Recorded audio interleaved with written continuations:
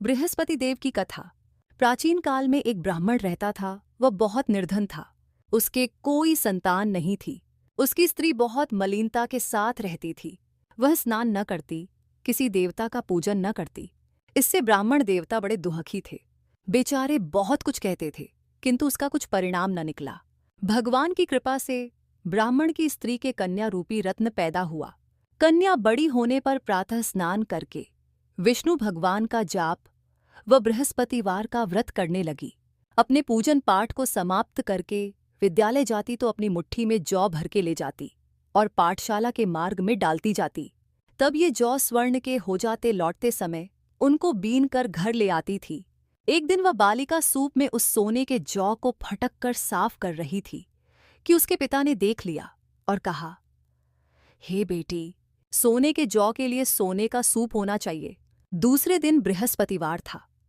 इस कन्या ने व्रत रखा और बृहस्पति देव से प्रार्थना करके कहा, मैंने आपकी पूजा सच्चे मन से की हो तो मेरे लिए सोने का सूप दे दो।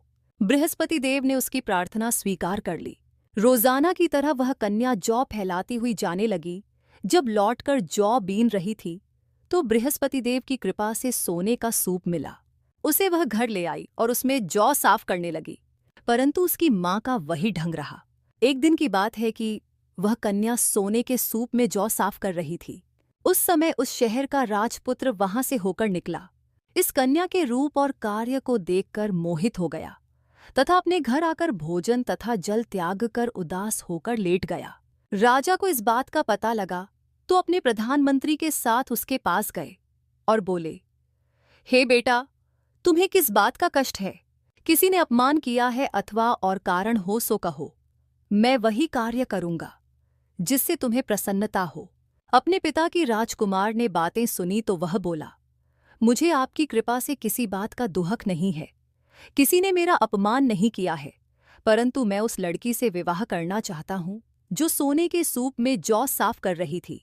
यह सुनकर राजा आश्चर्य में पड़ गया और बोला, हे बेटा, इस तरह की कन्या का पता तुम ही लगाओ। मैं उसके साथ तेरा विवाह अवश्य ही करवा दूंगा। राजकुमार ने उस लड़की के घर का पता बतलाया। तब मंत्री उस लड़की के घर गए और ब्राह्मण देवता को सभी हाल बतलाया।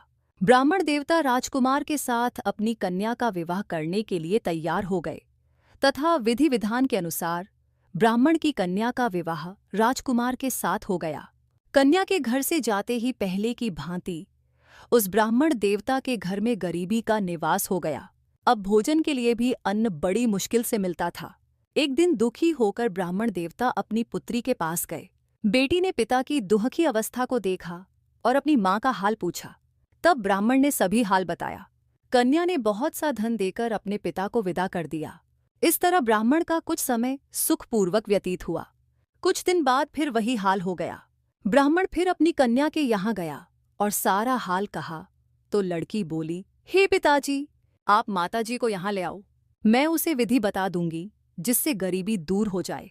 वह ब्राह्मण देवता अपनी स्त्री को साथ लेकर पहुंचे तो अपनी माँ को समझाने लगी, हे माँ, तुम प्रातःकाल प्रथम स्नान आदि करके विष्णु भगवान का पूजन करो तो सब दरिद्रता दूर हो जावेगी।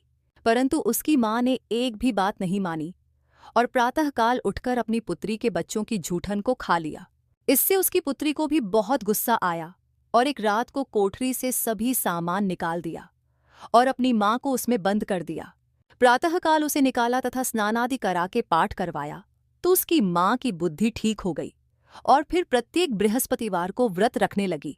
इस व्रत के प्रभाव से उसके माँ बाप बहुत ही धनवान और पुत्रवान हो गए और बृहस्पति जी के प्रभाव से इस लोक के सुख भोग कर स्वर्ग को प्राप्त हुए। कहानी पसंद आई तो लाइक और शेयर करें। धन्यवाद।